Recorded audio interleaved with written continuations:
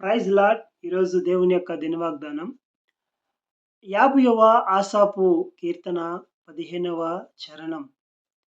ఆపత్కాలమున నీవు నన్ను గూర్చి మొరపెట్టుము, నేను నిన్ను విడిపించెదను, నీవు నన్ను మహిమపరచెదవు. చక్కని మాట.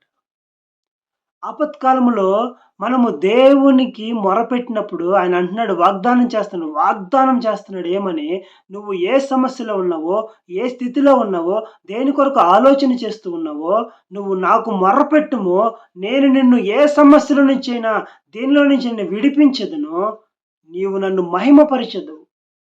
ఇది ఎవరి కోసమయ్యా? నువ్వు అనేక చోట్లకు వెళ్ళి ఇసికి వేసారిపోయి ఉన్నావేమో, కానీ ఆయన అంటూ ఉన్నాడు, వాగ్దానం చేస్తున్నాడు, ఆపత్కాలంలో నేను ఆదుకొనదగిన సహాయకుడను. నీవు నాకు మొరపెట్టు, నేను నిన్ను విడిపించెదను, నీవు నన్ను మహిమపరచెదవు. కానీ ఈ రోజుల్లో ప్రతి వ్యక్తి తన దేవుని ద్వారా అనేక ఉపకారములు, మేలులు పొందుకొని కూడా అతన్ని మహిమపరచలేని దుస్థితిలో ఉన్నాం.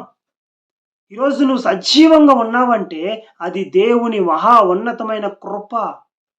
కానీ ఆయన మనము మహిమపరచట్లేదు.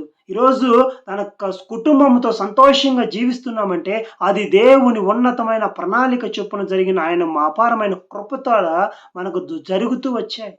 కానీ మనం ఆయన్ని మహిమపరచట్లేదు. నీ చుట్టూ ఆయన కృప ఆవరించి ఉన్నది కనుక నువ్వు వెళ్ళు ప్రతి చోట నుంచి నువ్వు వెళ్ళినప్పుడు వచ్చినప్పుడు క్షేమంగా వెళ్తున్నావు, క్షేమంగా వస్తున్నావు. దానికి కారణం దేవుని యొక్క ఉన్నతమైన కృప.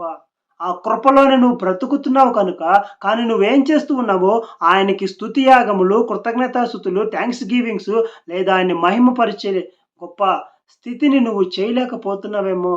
ఇక నుంచైనా నువ్వు ఆపత్కాలంలో నువ్వు ఏ స్థితిలో ఉన్నావో, ఆర్థికంగానో, అప్పుల బాధల్లోనో, నువ్వు రోగముల ద్వారానో నువ్వు ద్వేషారిపోయినట్లయితే, విసిగిపోయినట్లయితే అంటున్నాడు, ఆపత్కాలమున నీవు నాకు మొరపెట్టుము, నేను నిన్ను విడిపించెదను, నీవు నన్ను మహిమపరిచెదవు.